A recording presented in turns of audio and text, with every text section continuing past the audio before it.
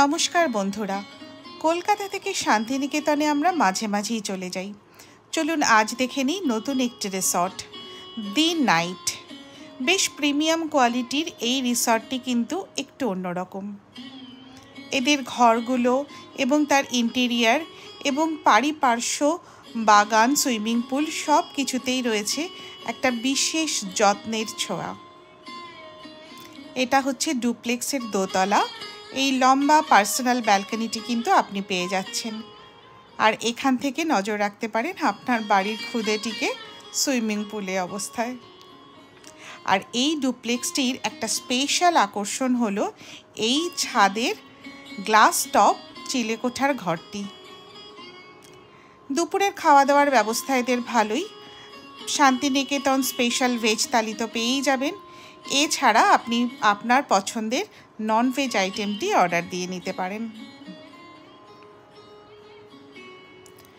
শান্তিনিকেতনের সোনাঝুরি হাটের থেকে মাত্র 3 কিলোমিটার দূরে থাকায় যখন খুশি কিন্তু আপনি সোনাঝুরি হাটে চলেই আসতে পারেন আর নিজের মতো সময় কাটিয়ে নিতে পারেন।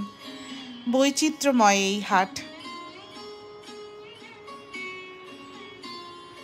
তারপর সন্ধ্যাবেলা বাড়ি ফিরে একটু স্ন্যাক্স সেরে আমাদের আড্ডা চলল চিলেকোঠার ঘরে। পায়ের খুব পছন্দ হয়েছে।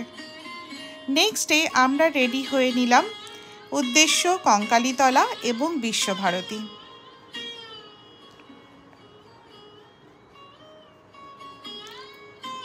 কঙ্কালীতলায় এবারে একটু ফাঁকাই পেয়েছিলাম।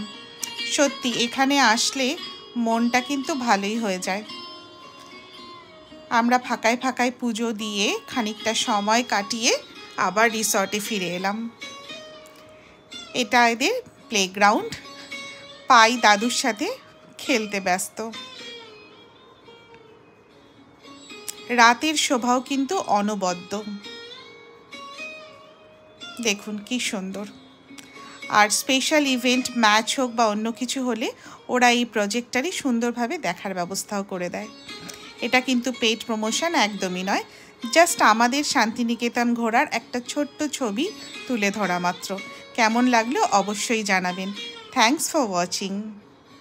Stay in touch with Slice of Pie. Thank you.